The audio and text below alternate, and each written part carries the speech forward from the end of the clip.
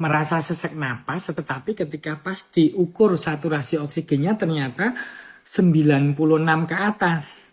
Kan nilai normal saturasi oksigen kita itu 96 sampai 100.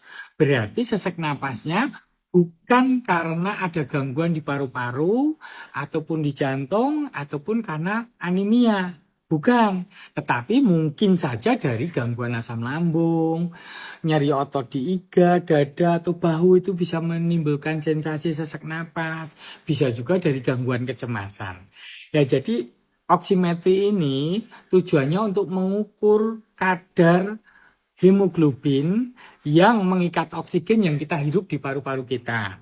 Kalau kurang dari 96, itu namanya hipoksemia, apalagi di bawah 90 itu harus diperiksa di rumah sakit ya. Karena kalau kadar oksigen yang diikat oleh hemoglobin itu berkurang, otomatis yang masuk ke sel-sel di dalam organ-organ tubuh kita juga berkurang. Yang dari hipoksemia bisa menjadi hipoksia jaringan. Kalau hipoksia jaringan berlanjut akan tidak baik buat organ-organ tubuh kita. Ya, jadi saturasi oksigen ini memang dalam kondisi normal, misalnya di dataran tinggi atau di dalam pesawat itu wajar kalau rendah, karena jumlah oksigen yang di udara yang tinggi, entah di pegunungan tinggi atau di dalam pesawat itu rendah kandungan oksigennya. Jadi wajar kalau saturasi oksigennya rendah. Atau misalnya orang keracunan karbon monoksida, itu bisa ikatan karbon monoksida itu melepaskan ikatan oksigen yang ada di tubuh kita. Misalnya orang yang keracunan di dalam mobil yang kacanya ditutup, kemudian knalpotnya itu bocor dan karbon monoksidanya masuk ke dalam. Itu penyebab secara umum ya. Tetapi sebenarnya perlunya pemeriksaan ini kalau memang dicurigai ada gangguan di paru-paru, apakah itu radang atau infeksi seperti zaman COVID dulu, apakah gangguan pompa jantung, ataukah mungkin anemia.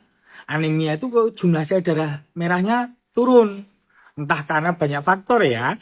Tetapi kalaupun memang itu nggak ada, kok merasa sesak napas, apalagi saturasi oksigennya bagus, berarti lebih besar kemungkinan dari gangguan asam lambung, otot, atau kecemasan. Karena banyak sekali yang datang ke UGD merasa sesak napas, setelah diukur saturasinya, oksigennya, ternyata bagus, 96 sampai 100. Tapi masih merasa sesak dan merasa lega ketika dikasih oksigen.